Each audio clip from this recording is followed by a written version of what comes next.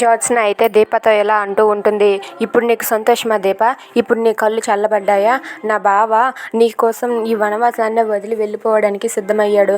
ఇప్పుడు నీకు సంతోషంగా ఉంది కదా? దీనికోసమే కదా నువ్వు ఎన్నాళ్ళు ఇది చేసింది. ఇలా చేయడానికి కారణం నువ్వే. నా బావ ఇలా అవ్వడానికి కారణం నువ్వే. ఇప్పుడు నీకు సంతోషంగా ఉంది కదా అని చెప్పి అంటూ ఉంటుంది. అది వినగానే దీప అయితే చాలా బాధపడుతూ ఏడుస్తూ ఉంటుంది.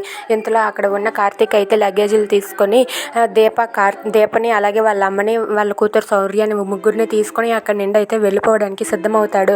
ఇంతలో జ్యోత్స్న ఆ మాట అనేసరికి కార్తీక్ ఇలా అంటూ ఉంటాడు. ఏంటి జ్యోత్స్న, అప్పుడు భర్తలు పోరాటానికి వెళ్ళినప్పుడు భార్యలు తిలకం పెట్టి మరీ పంపించేవారు. కానీ ఇప్పుడు నేను నా భార్యతోనే వెళ్తున్నానంటే ఎంత విజయం సాధిస్తానో ఒక్కసారి నువ్వైనా ఆలోచించు. నా విజయం వెనుక నా భార్య వింటుంది. నా భార్య ఉన్నంత వరకు నాకేం కాదు. నా భార్య తోడుగా ఉన్నంత వరకు నేను కూడా హ్యాపీగానే ఉంటాను. నువ్వు అలా ఏమనుకోకు అని చెప్పి కార్తీక్ అంటాడు. అలా అనేసి దీపని అలాగే శౌర్యని వాళ్ళ అమ్మని తీసుకుని ఇంట్లో నుండి బయటకు వెళ్ళిపోవడానికి సిద్ధమవుతాడు.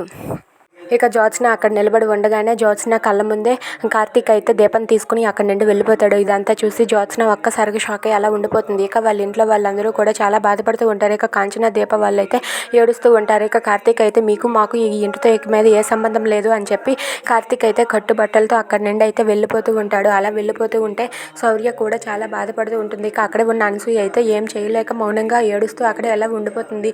కార్తీక్ అయితే ఆ ఇంటిని వదిలి ఇంకెప్పుడు నాకు ఈ ఇంటికి సంబంధం లేదు, నేను ఈ ఇంటికి ఎప్పుడు రాను అని చెప్పి దీపని తన భార్యను తీసుకొని అక్కడి నుండి అయితే వెళ్ళిపోతాడు. ఇక దీప అయితే కార్తీక్ వెనకే వెళ్తూ ఉంటుంది.